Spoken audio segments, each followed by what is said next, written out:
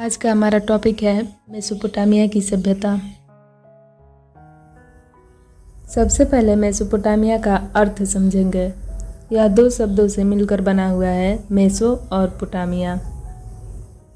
Meso का अर्थ होता है बीच और पोटामिया का अर्थ नदी, जिसका शाब्दिक अर्थ हुआ दो नदियों के बीच का क्षेत्र। पश्चिम एशिया में फारस की खाड़ी के उत्तर में स्थित वर्तमान इराक को प्राचीन काल में मेसोपोटामिया कहते थे। मेसोपोटामिया की सभ्यता दजला और फरात दो नदियों के बीच में जन्मी, पली और विकसित हुई। इन नदियों के मुहाने पर सुमेरिया, बीच में बेबीलोन, उत्तर में असीरियन और कैल्डिया की सभ्यता विकसित हुई। इन चार सभ्यताओं के सम्मिलित रूप को मेसोपोटामिया की सभ्यता कहा जाता है। मेसोपोटामिया की सभ्यता मिस्र की सभ्यता के समकालीन थी। जिस समय मिस्र की सभ्यता विकसित हो रही थी, लगभग उसी समय मेसोपोटामिया में भी एक उच्च कोटि की सभ्यता निखर रही थी। इसका इतिहास बेबीलोन के पुरोहित बेरोसोस ने लिखा था।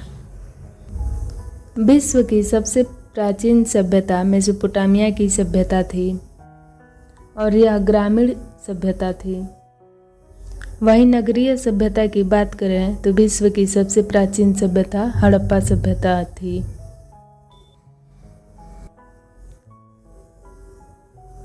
मेसोपोटामिया सभ्यता का विकास लगभग 5000 से 4500 ईसा पूर्व में हुआ था। इस सभ्यता का मुख्य आधार कृषि और पशुपालन था। मेसोपोटामिया की सभ्यता कीलाक्षर लिपि पद्धति की थी। एक व्यवस्थित लेखन पद्धति का विकास मेसोपोटामिया के निवासियों ने ही किया था। शीशे का प्रयोग सर्वप्रथम मेसोपोटामिया में हुआ था। देवताओं के मंदिर को मेसोपोटामिया सभ्यता में जिगुरत कहा जाता था। मेसोपोटामिया सभ्यता का विकास सर्वप्रथम सुमेर प्रदेश में हुआ था। कालांतर में मेसोपोटामिया की सभ्यता के प्रमुखतः चार भाग हुए, जिनमें है सुमेरिया की सभ्यता, बेबीलोन की सभ्यता, असीरिया की सभ्यता और कैल्डिया की सभ्यता। कहा जाता है कि सुमेर ने सभ्यता को जन्म दिया, बेबीलोन ने उसे चरम सीमा पर पहुंचाया, असीरिया ने उसे ग्रहण किया और कैल्डिया सभ्यता ने उसे पुनर्जीवित किया। मेसोपोटामिया की सभ्यता के चार भागों में सुमेरियन सभ्यता की बात करते हैं।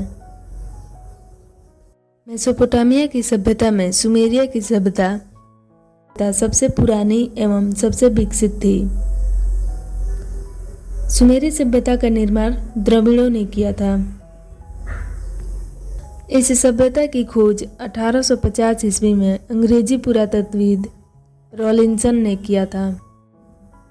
सुमेरियन सभ्यता का समय ईसा से 3500 वर्ष पूर्व माना जाता है। इस सभ्यता की विशेषताएं की बात करते हैं, जिसमें देखते हैं सामाजिक दृष्टिकोण, जिनमें उच्च वर्ग, मध्य वर्ग और निम्न वर्ग थे। उच्च वर्ग में राजा व राज्य के बड़े अधिकारी, मध्यम वर्ग में बड़े कृषक व व्यापारी, निम्न वर्ग में दास, श्रमिक व छोटे किसान थे।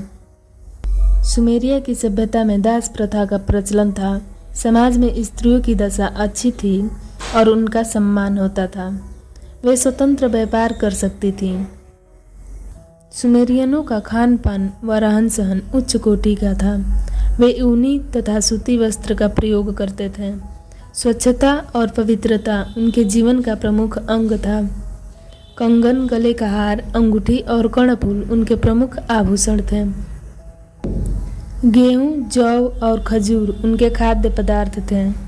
समाज में दहेज प्रथा का भी प्रचलन था। आर्थिक जीवन की दृष्टिकोण से सुमेरियन लोगों की स्थिति मजबूत थी। वाणिज्य, व्यापार, उद्योग धंधे, कृषि, पशुपालन, आभूषण निर्माण, शिल्प आदि इस सभ्यता के लोगों की अर्थव्यवस्था का प्रमुख आधार था। लेखन कला और शिक्षा की बात करें तो खुदाई में प्राप्त अवशेषों से पता चलता है कि सुमेरिया के निवासियों ने एक व्यवस्थित लेखन पद्धति का विकास सबसे पहले किया। सबसे पहले सुमेरियन ने ही लिपि की खोज की और विद्वानों ने इस लिपि को किलाक्षर लिपि की संज्ञा दी। वैज्ञानिक उन्नति के दृष्टिकोण से देखें तो सुमेरिया के निवासियों को गणित व बीजगणित का पर्याप्त ज्ञान था। इस सभ्यता में माप तौल की पद्धति विकसित थी। मीना और मीन इनके माप तौल का मात्रक था। सुमेरिया सभ्यता के निवासी रसायन विज्ञान, वनस्पति विज्ञान और भौगोलिक ज्ञान से परिचित थे। सुमेरिया के उत्खनन में एक मानचित्र प्राप्त हुआ जो 2707 ईसा पूर्व का है।